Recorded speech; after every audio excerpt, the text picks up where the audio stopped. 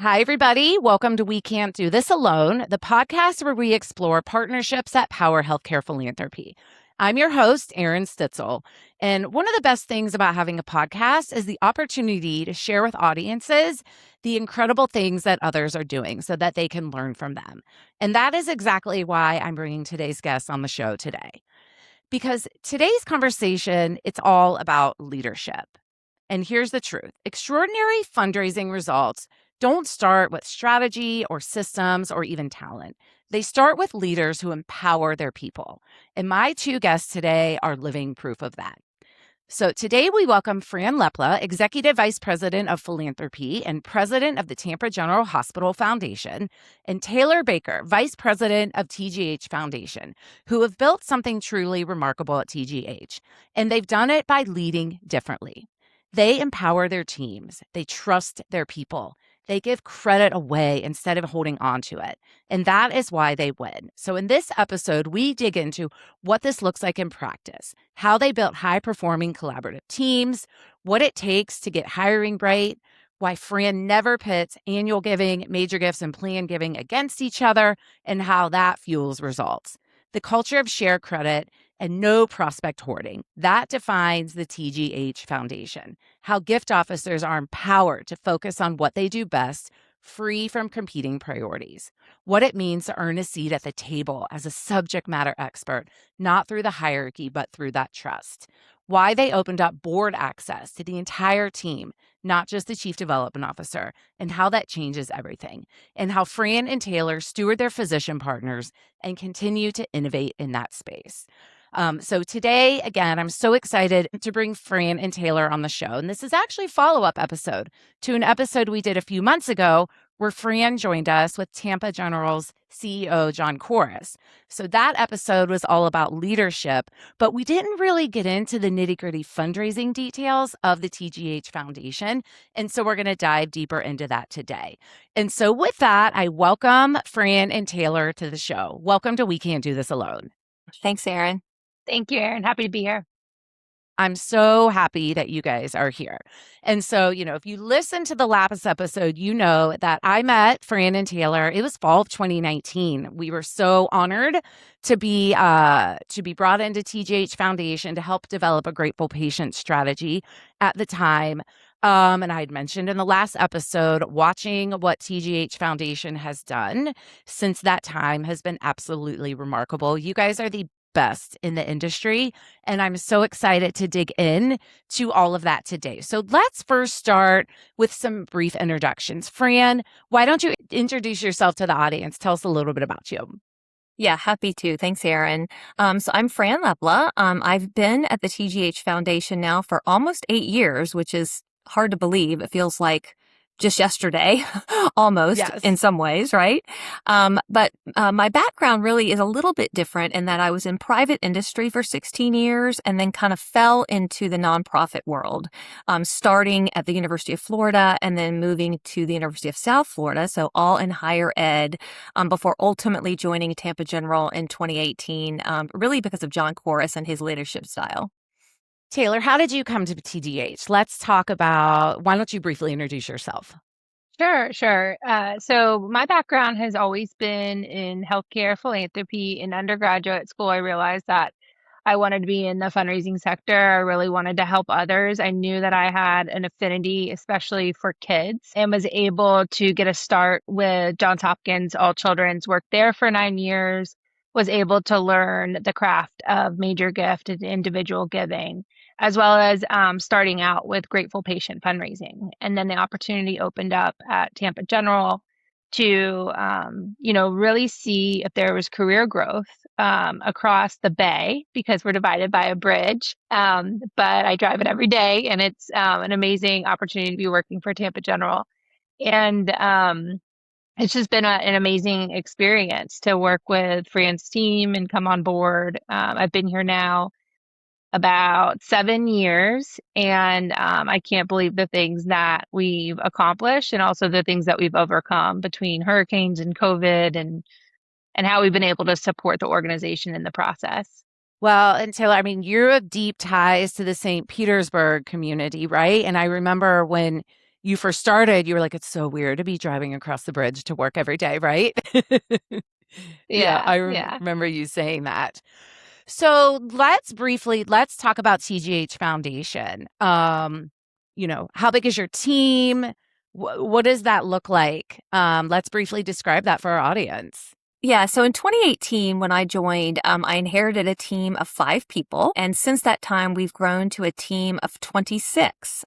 We actually do have an opening right now. So we're currently 25, but it's supposed to be at 26. The interesting thing about the TGH Foundation is that though it was founded in 1974, between 1974 and 2018, it really generated giving through event fundraising. And they did a wonderful job with that. They were really, truly some of the best in the industry doing it that way. When John Corus, our CEO, joined the organization, he really understood the power of philanthropy and what we could do if we had a truly impactful major gift organization.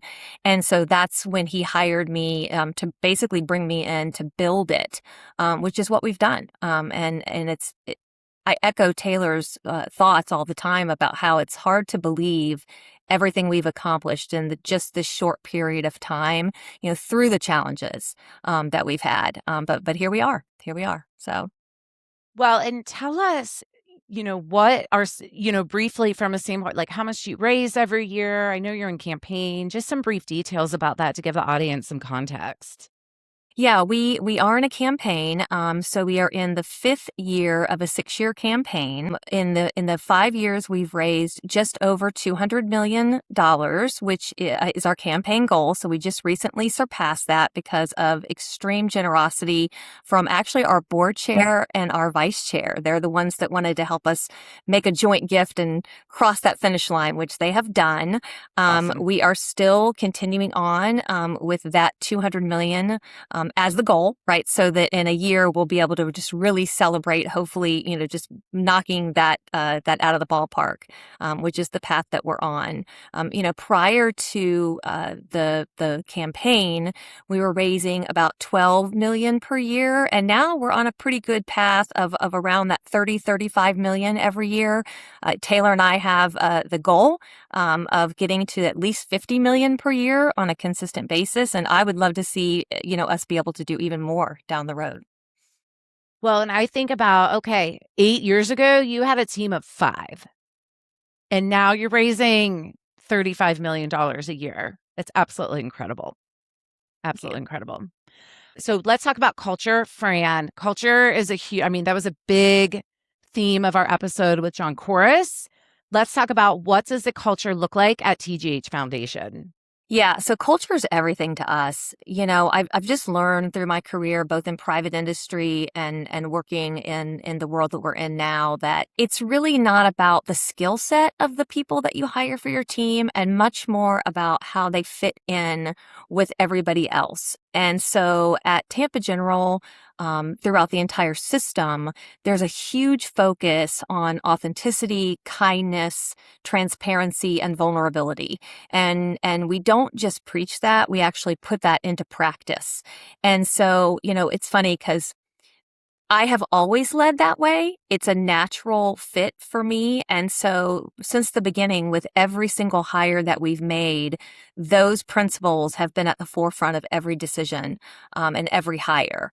And, we have a very collaborative nature. We have an incredibly gelled team that works extremely well together.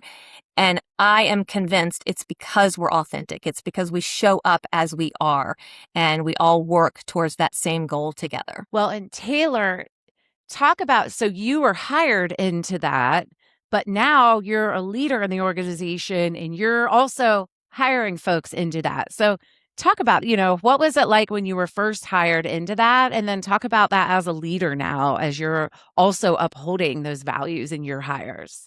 Sure. So I still remember even my first week starting at TGH Foundation and just eyes wide open in the sense of, wow, this team is highly collaborative. This team is a team that is a lean in versus lean out mentality. What does that mean? That means that if there's a project or there's something that we're working towards, everyone's asking, is there a role that I can play to help make this easier versus that's not my job.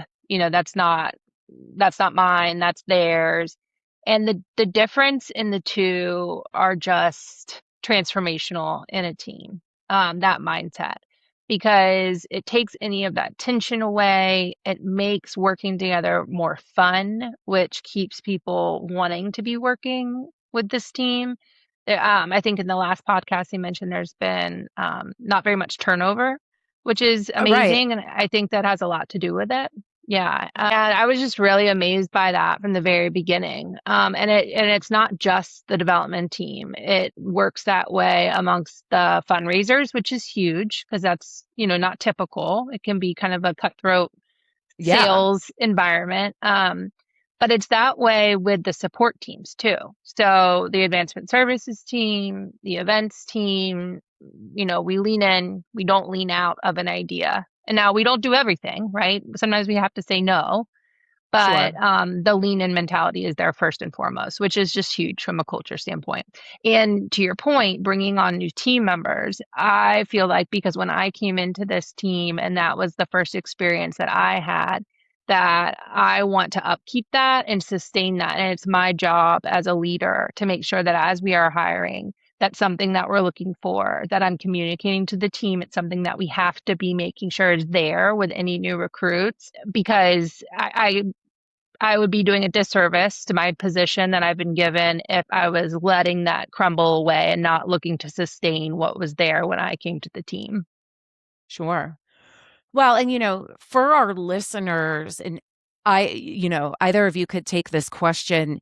Is there, what advice do you have for somebody? I mean, the saying hire for fit, not skill is, most people know that, in the real world. Do you have an example or just any tip to share on how you actually go about doing that? Clearly it has worked with your team. I mean, literally we started working with you in 2019. It's the same people. It's absolutely incredible.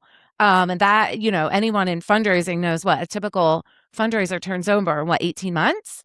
So bravo to you all. But again, back to any tip or example. Yeah, I mean, I think it always starts with the resume, right? So you take a look at the resume. I'm very old school, and so if I see somebody that's jumped consistently, Yeah. I won't even bring them in the door. I mean, and actually, it's hilarious because Taylor and I have argued a little bit. Proactively and productively disagreed on some candidates because she reminds me all the time that this younger generation does in fact turn over more than the old folks like myself. I'm in the old folks category. Yeah, I've I'm had the two old jobs. folks. I've only had 2 jobs, so yeah. I'm the same way. Yes. But that is rare these days, right? So Taylor brings me back to reality. But starting with the resume, we try to look for that. And then when we bring them in the door, we do a couple of things. First and foremost, we focus on behavioral-based questions, right? So we're asking for specific examples. We're asking, for them to tell us about a time they've had a struggle. Tell us about a time you've had a difficult conversation, etc. And we're really gauging whether we're getting consistent answers because multiple people on our team are interviewing these candidates so that everybody gets a feel for them and how they will fit. Everybody gets a voice. And then we're really, getting the feedback from the team. And sometimes we will feel very strongly about a candidate, but somebody on the team has a sense that's a lot stronger than maybe we do. Maybe it's something we missed. And so as leaders, even though it's a lot more work, we do listen to that, take that feedback, really process it, before we make these hiring decisions. Anything to add, Taylor? No, I mean, I've really learned a lot from Frann's interviewing skills. She's, enlightened me a lot on how she's been able to build this culture and how she's sustained it through recruitment. So that's been a huge opportunity. But then also other members of the team, Jocelyn Koenig on the team has been here since Frann started, and I think is a great person to learn how to recruit for fit. Jamie Powell has been on the team since Frann started and also is very, very, very focused on hiring for fit. So I think, not trying to reinvent something that's already in existence, learn from the people who have created this culture and just do what they do. Love it. So let's go back. Taylor, you mentioned, a huge part of your culture is that the team is all in. Nobody's in it for themselves. We are leaning in to help each other and so forth. And so that brings us to a point of this notion around shared credit in philanthropy, hoarding prospects. Admittedly, I worked in a shop before I joined Accordant where we prospect hoarded because we were not in a culture of collaboration, transparency, shared credit. And I will tell you, almost every client I've ever worked with around the country since I was working with you all, I talk about you guys. Say, call Frann or call Taylor if you want to talk about their model of shared credit. So let's talk, what is that? And why is it important so much in philanthropy? And then let's talk about how you actually do it. So, Frann, I guess let's start with you. Let's talk about this notion of why that's important in philanthropy. Why does this matter? Yeah, so I'll talk about it from the holistic team, right? All the different departments. So I think a lot of times in philanthropy, we don't incent our team members, right? As we know, there's a lot of ethics and a lot of questions around incentive plans or bonuses for fundraisers. And so I remember very early on, John came to me and said, hey, let's build an incentive plan for your fundraisers. And the first thing out of my mouth was, I'm happy to look at this, but for so many reasons, not just the ethics reason, but just because of who I am, I'm like, we'll do this, but it has to be for the entire team. Because without everybody really succeeding in their own positions, that's how it starts, right? So every single person has to be operating at the top of their license, regardless of where they sit within the organization. And so that's the basis of that sharing of the workload. The other thing we spend a lot of time on is just making sure that every team member understands the roles of everybody else so that when somebody needs help, the other team members can lean into that. Like Taylor said, leaning in, not out, right? So we're all collaborative. We all help each other. There's never, well, that's not my job said in this organization. This is just all hands on deck whenever that is needed. And then the fundraising part of it and the shared credit, to me, it's just common sense, right? If you have someone that specializes in plan giving and you have a senior director who focuses maybe on their service line, maybe it's heart and vascular, when they're meeting with donors, we secure bigger and more significant gifts when we're talking to them about a blended gift strategy. And we try to do that with every single donor. How can we maximize their impact? And so if we're not collaborating and we're not working together, then that's not going to work. And it's the same for our regional teams, right? If I have a regional gift officer over on the East Coast of Florida, and then we have, say, an oncology specialist here at the main AMC, and the East Coast fundraiser has a donor that's interested in supporting oncology, I don't expect that person to be the subject matter expert in oncology. Right. They're going to then collaborate and work with the person who is, which is our service line fundraiser.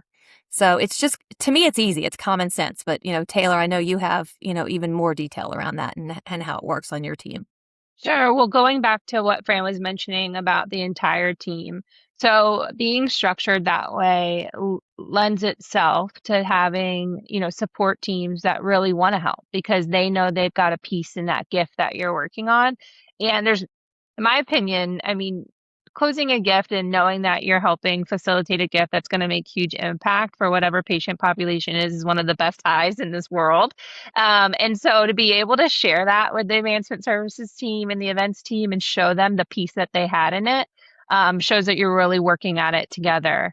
From the development team, I think yesterday was just a perfect example. I was copied on an email just to kind of keep me up to speed on what's going on with this one gift that we're working on. And to Fran's example, it had our development officer who oversees the Cancer Institute. It had our regional gift officer, and it had our subject matter expert in plan giving. All on the email. They were all discussing the individual stakeholders in their camps that they were talking to about this one gift and sharing updates in real time. And I just replied back to the email just saying, this thread just makes me so happy. Like, this is just the perfect textbook example of why we're set up this way, because everybody has to rely and trust on the conversations that the respective individuals are having. And it's just It's just a really great model, and it's proven to work really well. And, also people learn that way. So, I'm learning something from the other gift officer that I'm working on in regards to their style or their technique or how they would handle a certain scenario and vice versa. And then it also makes you feel more confident because you had three brains involved in this one gift instead of just your own. And so proceeding with confidence then makes you that much more successful, that you've looked at every different area that there maybe could be a breakdown, and you had more people involved in it than just yourself. Well, it's a total premise of this show. This show is called We Can't Do This Alone. I mean, technically we could, but we shouldn't, right? We need the collaboration of everybody. So Taylor, again, let's go back to the nitty gritty. So you're leading the philanthropy officer. So what does this shared credit look like from like their performance review or like the metrics or KPIs or whatever you call it within your team? Say you're talking to another number two out there. What does this look like for their team? Sure. So, it's a work in progress, really, because 100% shared gift credit is tough to calculate. There's no really magic formula, considering that if two people are working on a gift, one could be the assist, one could be the primary, that you're both going to get credit for that. So I've actually done a lot of benchmarking and best practice to try and keep fine tuning it with every fiscal year. We do have a metrics report. It does recognize each gift officer on that report relative to their goal when it comes to dollar amount, actions, visits, opportunities / proposals, and all of that. But what I try to tell the gift officers is don't wake up every morning thinking about this metrics report and going to bed worried about this metrics report.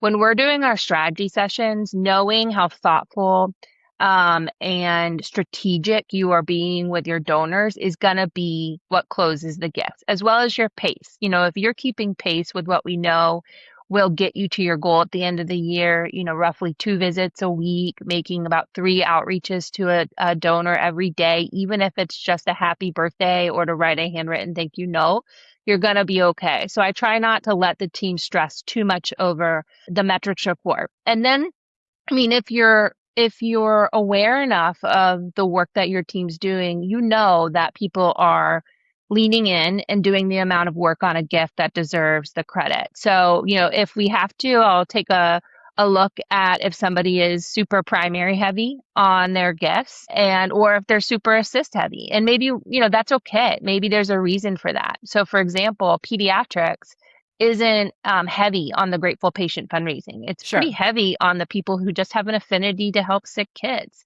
And so a lot of times that means that you'll be the assist on it. It may be our corporate team who's bringing the donor to the Muma Children's Hospital gift officer saying, they really care about kids. That's this company's DNA.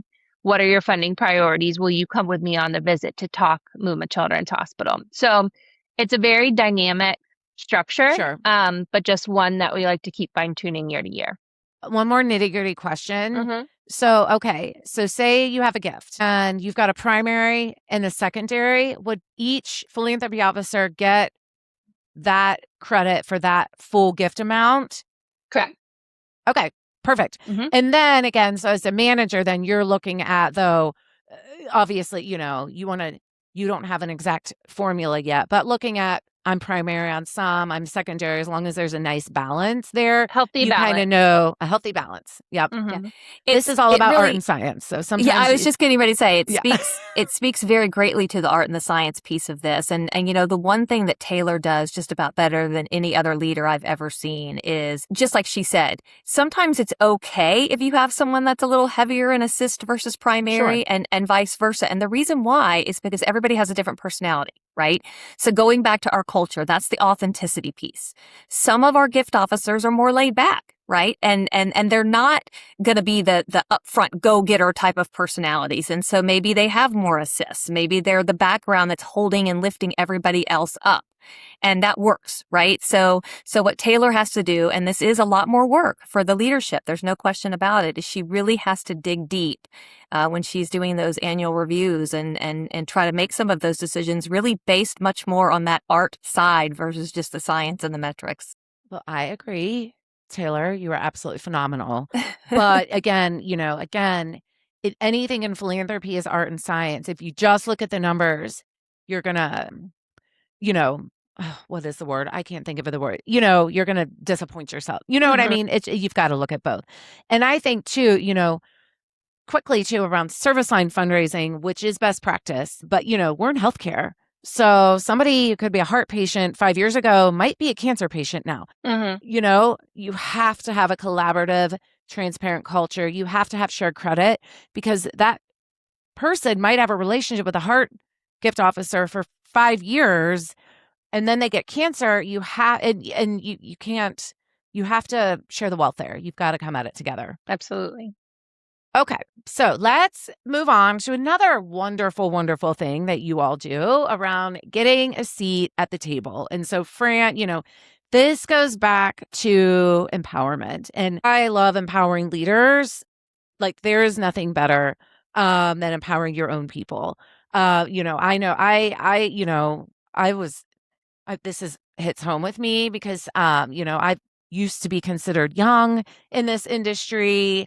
And I've seen a lot of not empowering leaders over my time. But you guys, so let's talk about that. Frann, what is your philosophy on that? And give me some examples of how you have empowered others on your team when sometimes others wouldn't do that. Yeah, I love this question. And honestly, I would love to sit here and tell you it's because I'm absolutely brilliant and I just know that this works, but that is not the case at all. I am the daddy's girl of a father who was an entrepreneur. And so the one thing I like to say about his life is he didn't teach me how to live. He lived and let me watch him do it. And so that's been a lifetime philosophy of mine. I don't love to teach. I don't have a lot of patience by nature. So I like to just show and demonstrate and let the team learn that way. And I think the best way to do that is to bring them in, encourage them to join. All of this hierarchical, I am the president of the foundation. So every gift or every prospect that's capable of making a gift over 10 million, I'm the only one that can handle that. I mean, it's that kind of garbage that just truly drives me nuts. And there's really no other way to say that. It's ridiculous. Let your people take a part of that. That's the best way for them to grow. I also happen to think it's in the best interest of the donors as well, because the more relationships that they have within the organization, the more opportunity for them to build trust, the more opportunity for them to learn more about us and how we operate. Because I would put every single team member on this team up against anyone industry wide. And I feel like our donors are impressed with each and every person that works at the TGH Foundation. So I think that, it just goes along those lines of the collaboration, the growth, the learning. It prepares our people for the next steps in their career, which is hugely important to me, that we're growing our next generation. And it just really lends to all of that. Yeah. When we had met to talk about this episode, you told me a story of how you sent a gift officer to go meet with your biggest donor prospect at the time. Share. You don't have to give names or anything, but just share that story. Yep. So I'm going to actually throw it to Taylor because that gift officer was Taylor. Yeah. So as you, you're asking this question, it was the first example that I thought of. So coming to TGH and within the first, I want to say 4 months or so, leadership saying, please go have lunch with one of our top donors because they give to the NICU and you're now going to be aligned with our pediatric care in the NICU. And just having the trust that one, I would get, studied up on our NICU and all that we're doing and learn as much as I can about their giving history. And again, going back to that collaboration, having leaders who were here who know about that history fill me in and brief me on everything they know because they want me to be successful. And then going and having lunch with that donor. So I tell this story all the time. It was Pam Muma, who they've gone on now to name our Muma Children's Hospital. I still remember thinking wow, this may be the biggest thing that I've done yet in my career. And my leadership trusted me to do it in the first 4 or 5 months that I got here. So it was an immediate understanding of inclusiveness and putting the right people in the right seats to be building relationships with certain donors. And what an opportunity for me. I mean, like, what an opportunity. I mean, it's a gift that was given to me that I don't take for granted. And then just another example of the inclusivity is when I got to TGH, there was a board meeting, a foundation board meeting that was coming up. And, I asked the question, I said, oh, do we all go to the board meetings? Like, even the development team. And everyone's like, yeah, we all go. The entire team goes.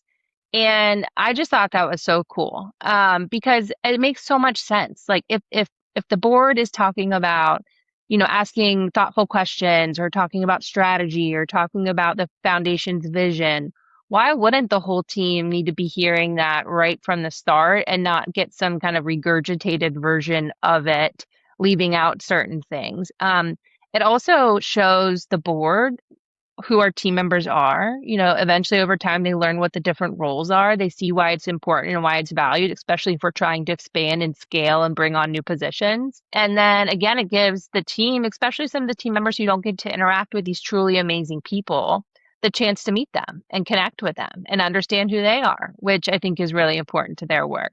So that's just another example, that's not as much like donor visit focus, but about connectivity with the board. But it also goes back to that cultural aspect. You are one team. Nobody is better than anybody else on the team. Everybody pitches in to help each other. Why not show the board? This is the whole team. Every single person on this team is important and has an important role. Yeah. Absolutely. And you guys are not a huge team by any means, given how much money you're raising. So, I just wanted to point that out again. But I mean, truly, no, I love that. And so let's keep going, so going back to, again, it all starts with culture and leadership. Let's talk about my third favorite thing about you guys, which is this notion around not competing giving programs. So in this, and I didn't even know this about you guys until we met to discuss this episode around, you do not pit your annual giving team. We're raising this much money, and Major Gifts is raising this much money, and Plan Giving is raising this much money. It's all one goal, one effort. So talk about that too. And then also this notion around how, say, a prospect comes up through annual giving, they end up being a major gift prospect. We involve the gift officer, but the gift officer still keeps the annual giving officer through the process, and everybody gets credit. So this is so much good stuff. Either of you can begin on this, but let's talk about that. What is this philosophy? And again, the nitty gritty, how do we do it? Yeah, this one is huge, Erin. I mean, so with our annual giving officer, most of our introductions obviously start there. So we, first of all, have one of the finest in the industry. Christina is amazing. But what would be her incentive to go out and find new prospects and donors if we were only going to take them away once they reach a certain level of capability of giving, right? I mean, again, I go back to common sense almost. It's just, to me, it's just literally that basic. So Christina's fabulous. So why wouldn't I want her to go and learn through that entire donor continuum? So when she does have an annual giving donor that turns into a leadership gift level or a major gift level, we want her to stay involved all the way through the entire process. And we've seen it in action. I mean, there are donors that were identified 6 years ago, 5-6 years ago, that started out at the $1,000, $5,000, $10,000 level that are now giving at the $100,000 level, some at the $500,000 level.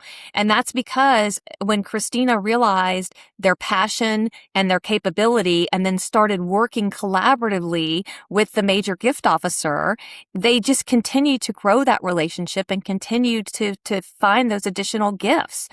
It just pays back in dividends. So, Taylor, obviously I know you have something to add, but I mean, to me, again, common sense. Who's not doing this? Because you are missing the boat if you're not doing it this way. Well, and Taylor, again, you're managing this actual process. So what does that look like? Are you working with the annual giving manager? Like, again, going back to those metrics, but just trying to highlight this, like from an operational standpoint, how do you make this happen? Sure. So going back to hiring for fit, I think that was really important. Christina was an amazing hire because she came in with that mentality that her job, one of her biggest jobs is how strong can she make our pipeline? And, we coming in to a relatively new shop at Major Gift Fundraising, we had a lot of wonderful donors who were ready to elevate and level up their giving. But at the same time, we needed to make sure we were creating a healthy pipeline to sustain us after some of those donors have already made their substantial gift and our stewarding is still working with them. But we still needed to grow a pipeline.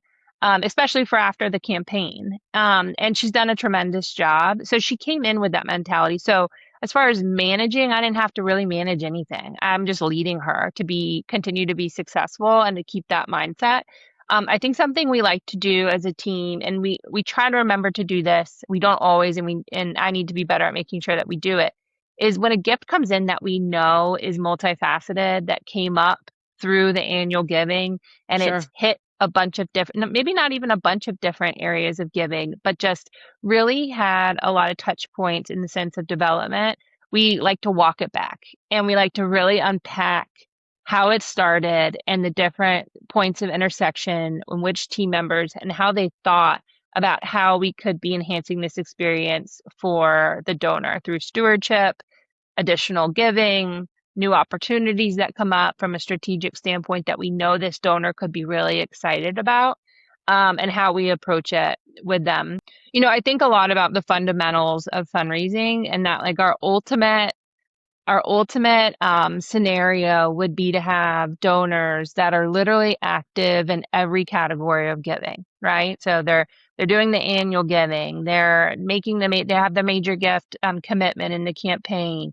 They've included the hospital in their state plan. And over time, if you're doing your job right, that's the type of experience that you're building and facilitating. And that's what I think the team knows is the ultimate goal. So why wouldn't we be working together on accomplishing that instead of working in silos simply because we have to be hitting a certain number for our program that year? It's a very Right. short-term focus when really what we need to be doing is long-term. What we're doing today pays dividends 5 years from now with the same donor. And again, it's not about us, it's about the donor. Look at, the amazing journey now that they've had where they've been able to be a part of this organization and what they love in so many different ways. One example of somebody who is this ultimate scenario, because I have to brag on him, and this goes back to Frann's leadership, is our board chair, Joe Williams. He does it all. Like we are so lucky to have him as a board chair. He doesn't just connect us with people, but he literally, I think, is part of maybe every category we have in the giving wheel. I mean, he's just truly amazing. And so he's a perfect example where, he had just a few relationships in the beginning, especially with Jamie Powell. And, she's not territorial at all. She said, work with Joe on this, work with Joe on this. And now he's our board chair and he's just doing tremendous things. So. Well, and so, so he started as a corporate relationship or like a vendor relationship, working with Jamie, or like event sponsorship. Event sponsorship, sponsor to our gala, correct, Frann? Yep. Yeah, and he was actually back when they used to do the fundraising at events. He and his wife Laura were the gala chairs. Okay. And so he would always be great at that. He would get on stage and just, basically rough people up, which he's great at. But he is a phenomenal board chair. I mean, he really is exactly what Taylor said, just the total picture. Yeah. Well, every shop out there has a gala. Let's take note here. Gala sponsorship can turn into every facet of giving when you have a culture of shared collaboration and working together and looking at the full picture. And I love what you said, Taylor, about walking it back. We are in such a fast-paced culture of life, going, and fundraising. Sometimes we shoot ourselves in the foot. We're always looking towards the next big gift. Let's go back and celebrate. You need to do little mini case studies in your own shop to look at how this worked and maybe take a breath and celebrate yourselves. So I love that. Love that. Well, so, and then, talking about this around the notion of, starting as an annual giving prospect turns into a major gift, maybe does an asset-based gift. Let's talk about patient fundraising. Again, anybody who I work with is like, who has a great grateful patient program? I'm like, Frann and Taylor at TGH. You guys raise a ton of money from patients every year. You have amazing physician and clinician relationships, doing referrals and being champions for you have perfected service line fundraising. Let's briefly, we could talk about that for hours because that is my passion, but let's just talk about it for a couple minutes. Frann, from a leader, what does that look like for you about developing this notion of a grateful patient strategy in your team? And then Taylor, we'll get to, again, the actual nitty gritty of what it looks like. Yeah. So what it looks like from my standpoint is, thank goodness we did two things. Number one, we hired Taylor. And number two, we hired a Hoarding and Erin, because I realized very early on in my tenure that some of our first hires, who are incredible fundraisers and still with us, doing very, very well, but came from an academic background and had never done the grateful patient work, including myself. So I think as leaders of organizations that are hiring fundraisers, we do have to be aware in our industry that grateful patient experience isn't insignificant, right? The people that know how to do it and do it well are important to your team. So thank goodness Taylor came in. She has a ton of expertise. Yes. She's absolutely one of the best at this. She and I have complementary personalities in that, my skill sets are some of her weaknesses, and her high skill sets are some of mine. So we've grown and learned together through this process. So I really would love to turn it over to her, because she can tell you, what she was able to bring that somebody from higher ed who had never done it before, I could have learned it, but much better bringing someone in that already knew what they were doing. Yeah.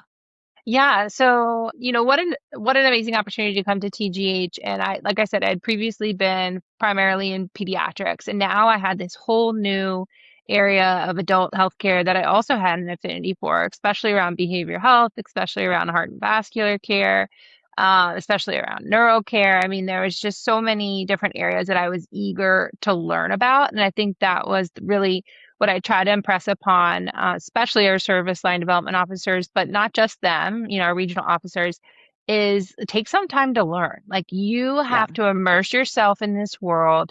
You have to immerse yourself in the field that you're going to be fundraising for. Then you have to learn how it relates to your organization, what their strategic plan is, who are the key players, get to know the leader. And if fundraising and philanthropy isn't a priority for them, that's when you lean back on your leadership. You lean on Frann to be talking to John to really endorse the work that we're doing. And thankfully, we really didn't have to do that too much.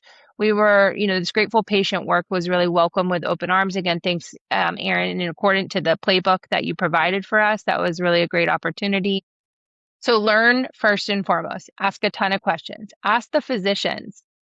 Like, is this what you wanted to do? Tell me about your work. What are your passion projects outside of, doing this every day? Is it research? Is it innovation? Is it training tomorrow's neurosurgeons? Really learn about them. They've spent half, if not more, of their life in school to do what they want to do. They like to talk about it. They like to to share their journey.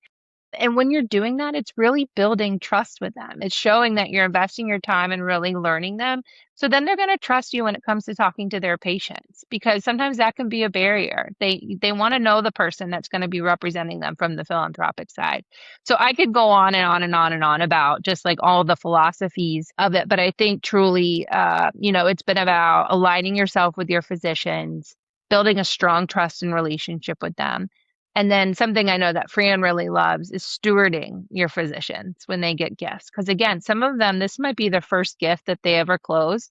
And like I say, it's one of the best highs out there to know that you're helping somebody pay it forward to make a big impact. So celebrate that with them. Know what they like. Even if and one of the things I learned early on is, like, it doesn't have to be expensive. It can be, homemade goods that you make because they love carrot cake, something like that, just to celebrate that they closed a gift. And that just really keeps the cycle going. And then, of course, having a chance to really talk with their patients and learn about maybe the quality of life they were given back.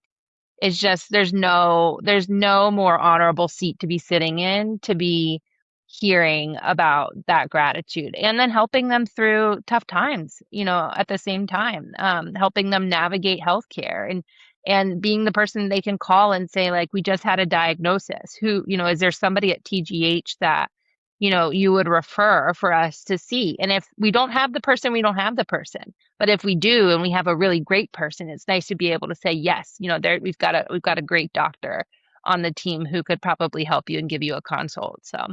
Well, again, and to our listeners, there is a case study at Accordant's website, www.accordanthealth.com, about TGH's Grateful Patient strategy. And one of the things I love to highlight with folks is it's not something that happened overnight. It did take several years to see the numbers of the giving from patients go up. But if it didn't happen that way, it would have been done wrong. This is the evolutionary nature. You, like Taylor said, you have to spend the time building the relationships, building that trust, immersing yourself in the service line, learning it, talking to the doctors. And then, and I always brag on you guys when people ask me, who's got a great Grateful Patient program? What do they do? And one of the things I say is, your service line fundraisers, that's all they think about. They're not off doing a golf tournament. They don't stop in August to do a golf tournament. They don't do, I got to go speak to the Rotary Club today. Nope. It is, you are focused on your service line. That is what you think about every day, building, learning the service line and building relationships with those clinical partners and those service line leaders, and obviously working with your team. So not rocket science, but truly those types of things have really elevated you to the success that you've had. So bravo. It's my favorite thing to talk about as well. Okay. Well, so, let's talk about your guys' relationship. Clearly you have a great one. Frann, what's your favorite thing about Taylor? Oh gosh, the list is so long. Taylor, I mean it. I mean, Taylor is an amazing person. I mean, it just really starts with that. I mean, she is so talented, so kind, so brilliant. And she shows up that way in everything that she does. She's very caring. She's thoughtful. I love the fact that she has taught me more than I could ever in my entire lifetime teach her. And I just think the world of Taylor. She's literally just incredible. Well, and you're the leader saying that about her. So going back to that empowerment, I love it. Taylor, what's your favorite thing about Frann? It's got to be, she's funny. That's one of my favorite things. It definitely adds to having fun in the office and having a good time, with your leader. When you're talking through tough things, you can always count on a good laugh. So, but separate from that, my favorite thing is her authenticity. I think, again, one of the first things I noticed about her is like she mentioned, there's no hierarchy with her. If she's got her lunch in her hands and there's people in the lunchroom, she's going to sit down in the lunchroom and just gab, and talk about what everybody else is talking about. I remember we had one of our first big events since Frann had started. And she came into our old office in that day, or the room that the development officers were in. And she said, "Hey, do you want to listen to my speech for tomorrow night?" Of course we do. But, just how refreshing is it that she wanted to practice in front of us, and two, she wanted our input and our thoughts and advice. Like, there was no ego there. And I think that's something that it's been really reaffirming, because I always felt that was probably the best way to lead. But then seeing Frann lead that way in action has been huge, because I've been able to see like what that results in, with our team. And it really helps with approachability, which is just huge in every scenario. So authenticity, I think, is the number one. There's many, but number one. Well, and Frann is funny. So I'm from Columbus, Ohio. And when I come to a new client, I bring Buckeyes. No, I think I had brought Cheryl's cookies, which they have like an Ohio State themed cookie. And I'm not a crazed Buckeye. I'm from Cincinnati, but obviously still root for them. But what did you take the cookie and you wrote a note like with an X through it and like taped it to the cookie packet and then put it on the desk that I was working at, which I have a photo of it. And then after that, I started sending you Buckeyes every year on Christmas for like 5 years. You're from Gainesville, right? And University of Florida, which they beat the Buckeyes a few times, Yeah. so Yeah. It It'd be used to really be a funny. huge rivalry. So, yeah, we had a lot of fun with that. It did. Yes. So, okay. We have almost spent an hour talking. I know the three of us could go on for another hour, but we won't. But, I can't thank you guys both enough for coming on and sharing even just a little bit of your knowledge of the things and how you're running your shop. Culturally speaking, like you're just the best of the best. That's the greatest thing about having this podcast is asking people like you to come on and share the knowledge and pay it forward to others. As we know, this podcast is called We Can't Do This Alone. Frann, for philanthropy leaders out there, maybe they're not sure how to start this culture of collaboration and team. What's your one best piece of advice for a philanthropy leader out there to build a culture and a team like you have? Yeah, I would say probably number one is get very comfortable with that reflection in the mirror, right? Really understand what your strengths and weaknesses are and show up authentically. It's okay not to be perfect. It's okay to ask for help from your team. Just be you and demonstrate that every single day. And that is what builds the trust in organizations. Thank you. Taylor, as a number two in your foundation, as a leader of more of the frontline fundraisers, what is your biggest piece of advice for other leaders like you out there who are hiring philanthropy officers and hiring fundraisers who may be in a culture, maybe if hoarding is the norm or that competition? What's your biggest piece of advice for someone in your shoes to either change that within their own shop? What would you tell Sure. them?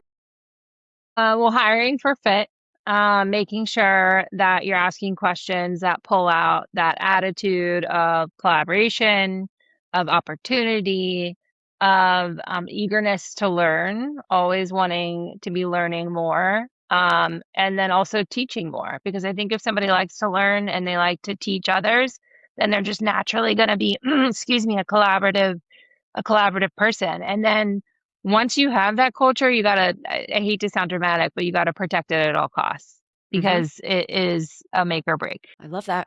Okay. Well, again, I can't thank you ladies enough for coming on the show today, sharing your knowledge.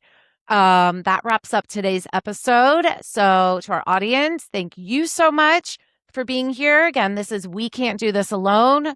We have talked for an hour about how we cannot do any of this alone. In healthcare philanthropy, we need each other. We need our teams. We need our culture. And that starts with great leadership like you. So again, thank you, everybody. I'm your host, Erin Stitzel. Thank you for being with us, and we will see you at the next episode. Thank you. Thanks, Erin. Thanks, Erin. Thank you.